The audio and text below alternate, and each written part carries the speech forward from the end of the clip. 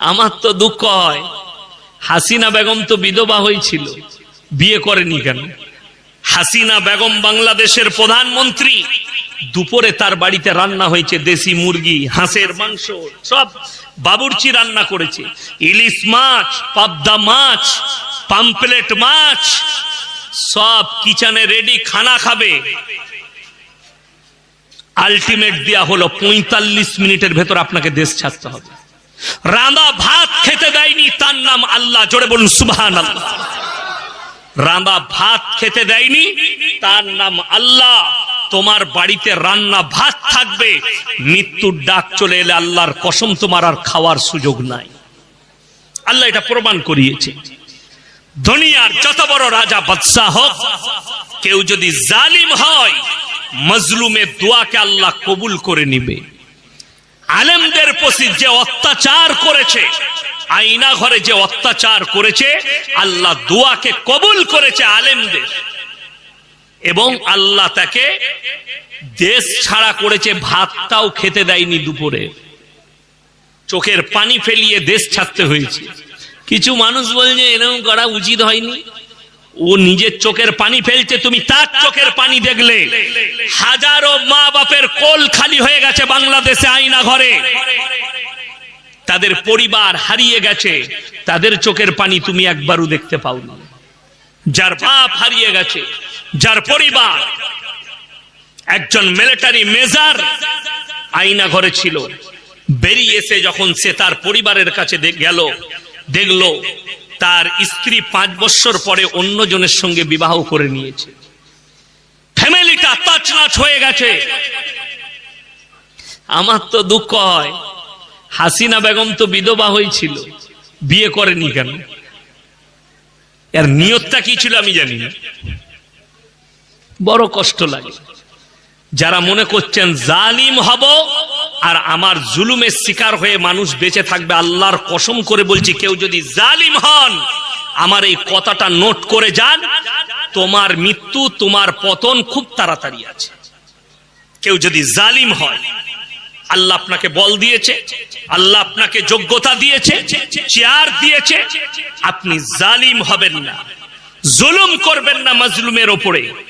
আল্লাহর কাছে কাঁদবেন, আল্লাহ তুমি আমাকে যে পদ দিয়েছো, এই পদের আমি যেন সৎ ব্যবহার করতে পারি, এই পদের যেন আমি হক আদায় করতে পারি, এই দোয়া করবেন।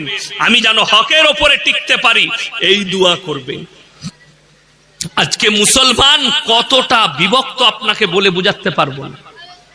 গোটা পশ্চিম বাংলা জুড়ে কাল কি এই আশিক বাবু বলছিলেন যে 12ই রবিউল আউয়ালের কথা, আমি খালি একটা জলসাই বলেছি, জুলুস বার করা যাবে না ডিজে নিয়ে, ডিজে বাজিয়ে জুলুস বার করা শরীয়তে হারাম বলেছি আমি।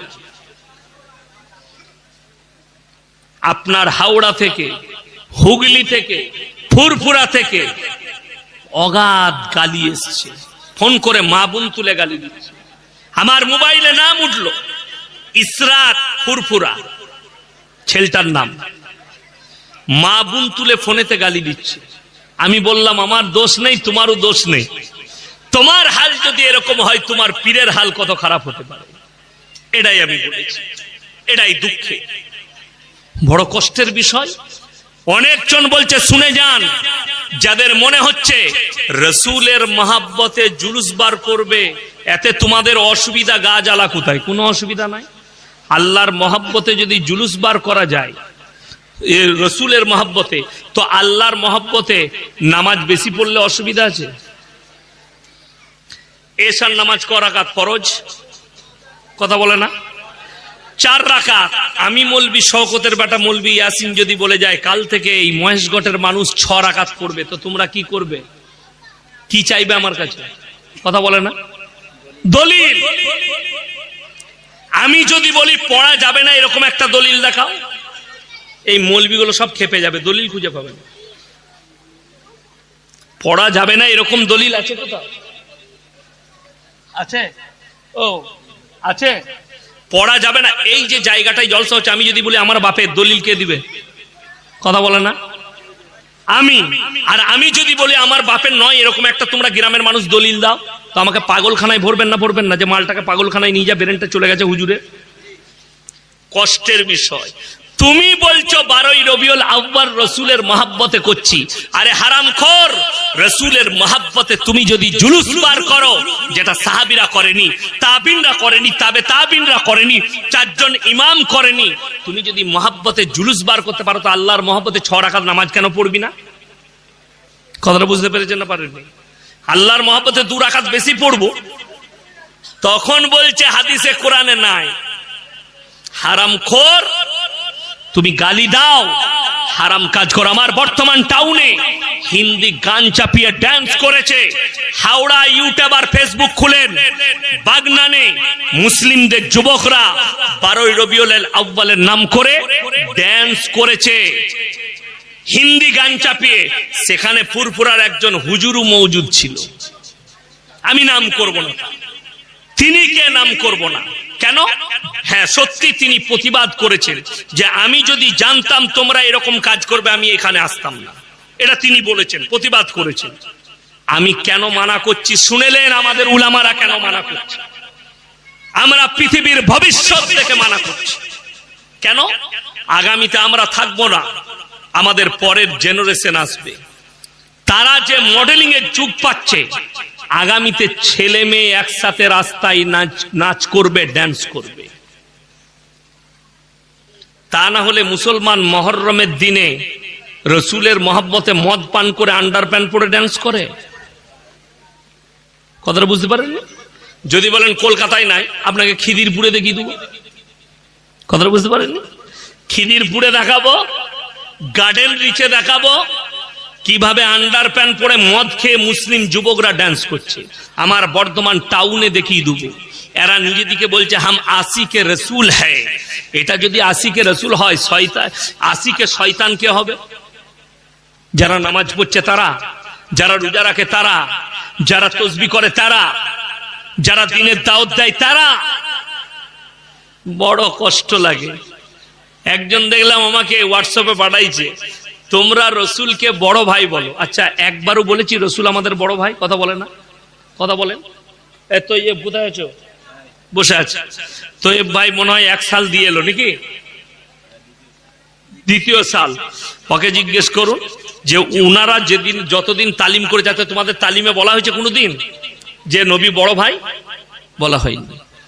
আমরা যেটা বলি, এই হারামখোররা হাদিসকে অস্বীকার করে এবং কোরআনকে অস্বীকার করে। কোরআনে আছে এক মুমিন আর এক মুমিনের ভাই ভাই। জোরে বলুন সুবহানাল্লাহ। আল্লাহ রসুলের হাদিস এক মুমিন আর এক মুমিনের ভাই ভাই। কথাটা বুঝতে পারেননি? কখনো আমরা বলিনি রসুল আমাদের ভাই, নাউজুবিল্লাহ।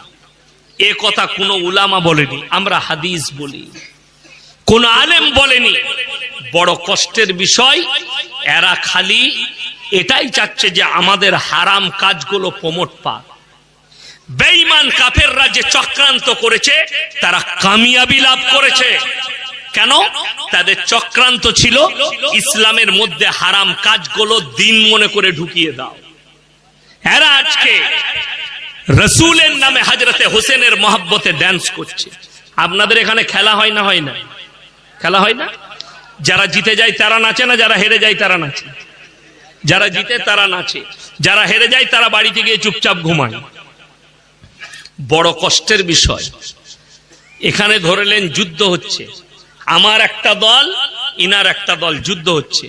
তো আমার দলটা হেরে গেল, নাচবে কারা? কথা বলে না? এরা খুশি পালন করবে। তো যদি হযরতে হোসেন শহীদ হয়, তাইলে যদি বলছো এই ইয়াজিদ তাদেরকে হত্যা করেছে, ইয়াজিদ বাহিনী তাদেরকে হত্যা করেছে, তাহলে ভেবে দেখুন ইয়াজিদের দল ড্যান্স করেছিল না হযরতে হোসেনের দল ড্যান্স করেছে? ইয়াজিদের দল। তো এই হারাম করতু তো নিজে ইয়াজিদের দল। যতজন এই বেরেলভিরা যারা এই মুহররম পালন করে, আমি বলে যাচ্ছি, কোন সুন্নি ভাই থাকলে গোটা কলকাতায় দক্ষিণ 24 পরগনায় ফতোয়ায়ে রিজবিয়া খণ্ড নম্বর 24 পৃষ্ঠা নম্বর 497 আহমদ রাজা বেরেলভি তার ফতোয়ায়ে রিজবিয়ায় এই পৃষ্ঠায় লিখেছে কে ইসলাম সত্যর উপরে টিকে আছে। ঠিক কিনা কথা বলেন? মিথ্যা করে তাজিয়া বানানো, মিথ্যা করে ফাতিহা করা, মঞ্জিল মাটি করা, লাঠি খেলা, মাতম করা, মুর্শিয়া গাওয়া, এগুলো সারাসার হারাম। এটা ফতোয়ায়ে রিজবিয়ায় আছে। বড় কষ্ট লাগে। ইসলাম যে সত্যর উপরে টিকে আছে তার একটা দলিল দিচ্ছি।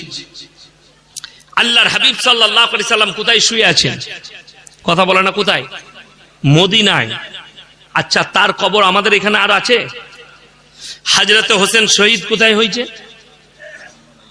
কথা বলে না। কারবালায়। কারবালাটা কোথায়? খিদিরপুরে তো, তবে মহেশগড়ে, ইরাকের মাটিতে। বড় কষ্ট লাগে। হযরতে হোসেন শহীদ হয়েছে ইরাকের মাটিতে, মঞ্জিল মাটি হচ্ছে খিদিরপুরে, মঞ্জিল মাটি হচ্ছে মহেশগড়ে, মঞ্জিল মাটি হচ্ছে বজবজে, মঞ্জিল মাটি হচ্ছে বর্ধমানে, মঞ্জিল মাটি হচ্ছে হাওড়ায়, মঞ্জিল মাটি হচ্ছে উলুবেড়িয়ায়, মঞ্জিল মাটি হচ্ছে বহরমপুরে, মঞ্জিল মাটি হচ্ছে খড়গপুরে। একটা মানুষের কতগুলো কবর বে? কথাটা বুঝতে পারেননি? কতগুলো কবর হতে পারে? সবগুলো মিথ্যা। আর আল্লাহর কসম, ইসলাম সত্যর উপরে টিকে আছে, মিথ্যার উপরে নয়। আজকে মুসলমান শুনে রেখে দেন আল্লাহর রসুলের হাদিস। যাদের মনে মনে হচ্ছে কোন মৌলবীর কথা শুনবো, আল্লাহর রসুল সাল্লাল্লাহু আলাইহি সাল্লাম বলেছেন আখরি জামানায় এক শ্রেণীর আলেম বের হবে যাদের দ্বারা ইসলাম বিকৃত হবে, তারাই হবে জাহান্নামের প্রথম খোরাক। আপনি বলছেন হুজুর চিনবো কি করে? আপনারাও তো সেই দলের হতে পারেন। আপনাদেরকে বলে যাই চিনবেন কি করে। এই সকালবেলায় সবজি বাজার করেন না? করেন না? আচ্ছা, আপনাদের এখানে লোক আছে যে বাজারে গিয়ে কানা বেগুনগুলো দেখে দেখে কিনবে না ভালো বেগুন কিনবে? ভালো ঘুরিয়ে দেখে নিবেন। কেউ যদি কানা বেগুন নিয়ে বাড়ি আসে, বউ বলবে তুমি কানা নি কি গো, দেখে লাওনি? বলবে না? বলবে না। আপনি বেগুনটা দেখে নিবেন কানা কিনা, টমাটোরটা দেখে নিবেন পচা কিনা, আপনি দেখে নিবেন যে ভাই মাছের পেটটা পচা কিনা, পেটটা টিপে দেখে নিবেন। আপনি কানা বেগুন চিনতে পারলেন, পচা টমাটো চিনতে পারলেন, পচা মাছটা চিনতে পারলেন, আর কানা হুজুরটা চিনতে পারোনি? যদি বলেন হুজুর কে? ইন্নাল্লাযীনা ইয়াকতুমুনা মা আনজালাল্লাহু মিনাল কিতাব ওয়া ইয়াশতারুনা বিহি সামানান কালীলা উলাইকা মা ইয়াকুলুনা ফি বুতুনিহিম ইল্লান নার ওয়া লা ইউকাল্লিমুহুমুল্লাহু ইয়াওমাল কিয়ামাতি ওয়া লা ইউযাক্কিহিম ওয়া লাহুম আযাবুন আলীম। হে আমার বিশ্বনবী, পৃথিবীর মানুষকে বলো, যারা নিজেদের পেট ভরাবার জন্য যে হুজুররা আমার কোরআনের আয়াতকে লুকিয়ে দেয়, তারা নিজেদের পেটেতে আগুন ছাড়ায় আর কিছু ভরে না। আমি আল্লাহ রাব্বুল আলামিন কিয়ামতের দিনে তাদেরকে কঠিন আযাবে মুবতালা করে দেব। তারা কঠিন বিপদগামী হবে, আল্লাহ তাদেরকে আযাবে মুবতালা করবেন। আজকে বড় কষ্ট লাগে কি জানেন? আল্লাহর কাছে যতগুলো পাপ আছে, যতগুলো গুনাহ আছে, সব থেকে নিকৃষ্ট পাপ হচ্ছে শিরকের পাপ। কিসের পাপ বললাম? শিরকের পাপ। আল্লাহর যে ক্ষমতা, আল্লাহ ব্যতীত সেই ক্ষমতা আরো অনেক কারুর আছে। যেমন বলে দিই, আমার বাড়ি থেকে এখানে ওই 160-65 কিলোমিটারের মতো হলো। কিন্তু বড় কষ্টের বিষয়, এখানে হাজী সাহেব কে কে আছেন? হাত তুলেন। হাজী সাহেব কেউ নাই? কেউ নাই? হাত তুলেন। ভেতরে? আচ্ছা, হাজী সাহেব দিকে জিজ্ঞেস করুন। মক্কা থেকে মদিনা 470 কিলোমিটার রাস্তা, একটাও মাজার নাই। আমার বাড়ি থেকে আপনাদের এখানে 165 কিলোমিটার রাস্তা, 165,000-এর বেশি আছে। আমি খালি অবাক হয়, আমাদের উলামাদিকে জিজ্ঞেস করুন, আমাদের বুজুর্গানে দিনদের কবর কোথায় আছে? কোথায় জিজ্ঞেস করেলেন? আমি খালি অবাক হয়, যতগুলো পীর মরেছে মাজার আছে, হয় রেল লাইনের ধারে, না হলে বাস স্ট্যান্ডের কাছে। কথাটা বুঝতে পারেননি? আপনি যখন সাঁতরাগাছি ব্রিজ থেকে নামবেন, নামার পরে না, নামার আগেই একটা রোডের মধ্যেখানে একটা মাজার আছে। সাঁতরাগিরি ব্রিজ থেকে নেমে কোনটা যখন এরকম করে ঘুরছি ব্রিজ থেকে, কোনেতে একটা বড় মাজার আছে। একটা জিনিস ভালো করে বুঝবেন, আমি কালকে বলেছি আমার আব্বাজির বয়স হচ্ছে ৭৮ বছর। কত বললাম? ৭৮। তো আমার আব্বাজি মাদ্রাসার মোহতামিম, আমাকে যদি বলে বাবা আমি যদি মারা যাই আমার কবরটা বাড়ির পুকুরের মধ্যেখানে দিবি, দিয়া চলবে? আমাকে কি ভাবতে হবে? আমার আব্বাজি ভুল বকছে, কবরের মধ্যেখানে কবর দেওয়া যাবে না, আমার আব্বা ভুল বকছে এটা ভাবতে হবে। যদি বলে যে আমাকে গঙ্গার মধ্যেখানে কবর দিবি, জানতে হবে ভুল বকছে। আশ্চর্যের বিষয় যে বোম্বেতে পানির মধ্যে হাজী আলী বাবার কবর, কথাটা বুঝতে পারেননি? আর আমি চ্যালেঞ্জ দিয়ে বললাম মালটা ফাঁকা, কিছুই না। কোথায় যে আছে আল্লাহ ছাড়া কেউ জানে না হাজী আলী বাবার কবর, কিন্তু ওইটা নাম দিয়ে চালাচ্ছে। চ্যালেঞ্জ এটা, বড় কষ্টের বিষয়। মাজারগুলো চলছে, মাজারে বাজার চলছে, চাদর চড়ানো চলছে। আমি চ্যালেঞ্জ ছুড়ে বললাম চাদর চড়ানো যদি কবরে জায়েজ হতো, আল্লাহ রসুলের কবরটা আসমান পর্যন্ত হিরে মতি মুক্ত চাদরে ঢেকে যেত, ঠিক কিনা? রসুলের কবরে জায়েজ নেই, পৃথিবীর আর কোন মৌলবি মোল্লা পীর ফকিরের কবরে জায়েজ নেই। আপনাদের নদী পার হলেই ডানকুনি গেলি ফুরফুরা, ফুরফুরার দাদা হুজুর পীর কেবলা রহমতুল্লাহ আলাইহির ওসিয়ত নামায় লেখা আছে, যারা দাদা হুজুরকে মহব্বত করেন, যদি কোনো বাপের বেটা মৌলবি থাকেন স্টেজে এসে এটা ভুল প্রমাণ করান, সকালবেলায় ওসিয়ত নামাটা গিয়ে দেখে আসবেন। দাদা হুজুর লিখে গেছে মেয়েদের মাজারে যাওয়া হারাম। আহমদ রাজা বেরেলভি ফতোয়ায়ে রিজবিয়া খণ্ড নম্বর 24 পৃষ্ঠা নম্বর 497 এর মধ্যেই লেখা আছে মেয়েদের মাজারে যাওয়া তো দূরের কথা, নিয়ত করাটাও হারাম। এটা আমাদের কোনো মৌলবি নয়। কষ্টের বিষয় একটাই, অথচ মানুষ মাজারে গিয়ে সিজদা দেয়। আমাদের এলাকায় একটা গ্রামে একটা তেঁতুল গাছ আছে, আমার আব্বাজি ছোট থেকে দেখছে, আমি এখনো দেখছি। এখন আর ওইসব হয় না। এই বয়স্ক মহিলারা কি করতো জানেন? ছেলেদের মেয়েদের বিয়ে হলে ভালো মন্দ খাবার রান্না হতো, লোককে খেতে দিত না। আগে বুড়ো পীর সাহেব তেঁতুল তলায় শুয়ে আছে, ও খাবে। প্লেটে করে নিয়ে গিয়ে তেঁতুল তলায় নামিয়ে দিয়ে এলো, হুজুর খাবে। ওরা চলে গেল, খাচ্ছে কুকুরে, প্লেট চেটে খেয়ে নিয়েছে।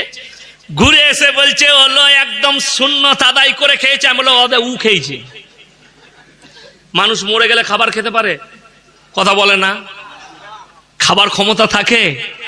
কিন্তু গুটকা খোর আর জিলাপি হুজুররা বলছে পীর সাহেব খায়, বুঝে করেন গা। ওই জন্যই তো মাজারে সিন্নি, মাজারে জিলাপি, মাজারে ক্ষীর পায়েস। আমি খালি অবাক হয় আমাদের দেশে, এই দেখবেন পুজো স্টার্ট হয়েছে না হয়নি, সামনে পুজো আছে, এই বেরেলভি ভাইদের এতগুলো পরব আপনি ভেবে দেখুন। আচ্ছা, কোরআনে আছে সমস্ত নবীর ওপরে আপনাকে বিশ্বাস রাখতে হবে, এগুলো আল্লাহর হাবিব, আল্লাহর নবী। কোরআনে আছে লাইসাল বিররু আন তুওয়াল্লু ওয়ুজুহাকুম কিবালাল মাশরিকি ওয়াল মাগরিব ওয়ালাকিন্নাল বিররা মান আমানা বিল্লাহ ওয়াল ইয়াউমিল আখির ওয়াল মালাইকাতি ওয়াল কিতাবি ওয়ান নাবিয়্যিন।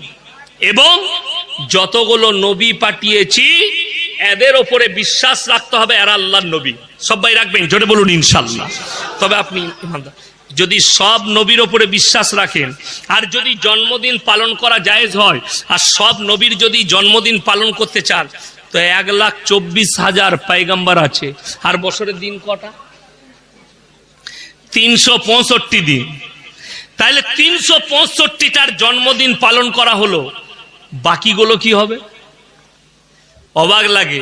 আমাদের সুন্নি ভাইদের পুরো বৎসর কি আছে? রজ্জাব, গজ্জাব, সিন্নি, পোলাও, দশেরি। বড় কষ্ট লাগে। প্রতি মাসে ভেবে দেখুন, প্রতি মাসে তাদের মৌলবি বয়ান করছে যে ভাই हम तो दसुए करते हैं, हम तो कुरान खानी कर कर जन्नत में भेजते हैं, इसलिए कि लोग गुनहगार हैं, लोग गुनाह कर कर दुनिया से जाते हैं। ये बड़ी अच्छी बात है। तो बड़ी दुख की बात तो ये है मेरे भाई, पोती मासे আমার দেশে সুন্নি ভাইরা কার নামে, বড় পীর আব্দুল কাদের জিলানির নামে দসুই পালন করে, कुरान खत्म करे तार लेगे बख्शाए। तो ये बताओ बड़ा पीर अब्दुल कादिर जिलानी जरूर कोई गुनाह किया होगा? बोले नहीं, वो तो हम करते हैं दसवीं इसलिए करते हैं बिरयानी खाने के लिए, पायस खाने के लिए। ওই জন্য তো আমার ঝাড়খণ্ডের একটা জাহাঙ্গীর বলে গুটকাখোর আছে, সে বলছে মুসলমানের খানা কে বলেছে খাওয়া যাবেন, বজনা করে ঘুরে ঘুরে খানা খাও, ছেলের মুসলমানি হবে। আমি বলেছি হ্যাঁ, তোর তো পেট ভরবে না, নুনু কাটার খানা খেয়েই তোদের পেট ভরে। কি বলবো, এরা ইসলামকে বিকৃত করছে, ইসলামের যতগুলো খারাপ দিক এরাই নিয়ে আসছে। আর আল্লাহ তাআলা কিয়ামতের দিনে এই হুজুররাই কিয়ামতের দিনে পাকড়াও হবে যারা ইসলামকে বিকৃত করছে। আল্লাহর কসম, কোরআন নোট করে যান, বাড়িতে কারোর কোরআন থাকলে, মানে কোরআন থাকলে এক্ষুনি গিয়ে খুলুন। আল্লাহ কোরআনে বললেন ইয়া আইয়ুহান নাসু যুরিবা মাসালুন ফাসতামিউ লা ইন্নাল্লাযীনা তাদউনা মিন দুনিল্লাহ লা ইয়াখলুকু দুবাবান ওয়ালা বিজতামাউ লা। হে নবী বলে দাও, তোমরা যাদের কাছে গিয়ে ভালো মন্দ চাইছো, কবরে হোক, গাছের কাছে হোক, ঠাকুরের কাছে হোক, যেখানে চাইছো তাদেরকে জিজ্ঞেস করো, তারা একটা মাছি পর্যন্ত সৃষ্টি করতে পারে না। মাছি সৃষ্টি অনেক দূরের কথা। মাছি যদি প্লেট থেকে কোনো খাবার তুলে নিয়ে যায়, সেটা উদ্ধার করার মতো ক্ষমতা নেই। কেন? তারা হচ্ছে শক্তিহীন, আর আমি আল্লাহ হচ্ছি শক্তিশালী। জোরে বলুন সুবহানাল্লাহ। আমি ইয়াসিন বেঁচে আছি, আছি না নাই? কথা যখন বলছি আমার মধ্যে প্রাণ আছে। আমাকে যদি ইনারা মারতে যায়, আমি দু ঘা বেশি খাবো, কিন্তু আটকাতে পারবো না, পারবো না, বেঁচে আছি। আচ্ছা, আমি মরে গেলে যদি আর আমার, আমি আটকাতে পারবো? আমাদের দেশের ভণ্ডরা বলছে পীর মরে গেলে পাওয়ার বেড়ে যায়। তাহলে বেঁচে থেকে পাওয়ার নাই, মরে গেলে পাওয়ার বেড়ে যায়? এই জীবনে প্রথম শুনলাম। যারা বলছে, বীরভূমের একটা ছেলে ফোন করে বলছে হুজুর আপনি খুব উল্টা পাল্টা বায়ান করেন, কেন বাপ? বলে আপনি বলেছেন, আপনি জানেন আপনি গাছে উঠলে কি দিয়ে উঠেন? আমি বললাম বাবা ডাল ধরেই উঠি। এই গাছে চাপলে ডাল ধরতে হয় না, হয় না? ডাল ধরে গাছে উঠতে, আমি না ডাল ধরেই উঠি। বলে তাহলে আপনি যদি গাছে উঠতে গেলে ডাল ধরে উঠেন, তাহলে আল্লাহকে পেতে গেলে পিন না ধরে আল্লাহকে কি করে পাবেন? স্যার এত ভালো যুক্তি, আমি তো হেরে গেলাম। আমি বললাম শোন, আমি যদি ডাব গাছে উঠি তা কি ধরবো বল? কথাটা বুঝতে পেরেছেন না পারেননি? এটা আমি তাকে যুক্তি দিলাম যে ডাব গাছে উঠলে কি ধরবো বল। সে তখন গালি দিতে লাগলো। আমি বললাম আমার ভাই, কোরআনকে বিশ্বাস করো আর আল্লাহকে বিশ্বাস করো।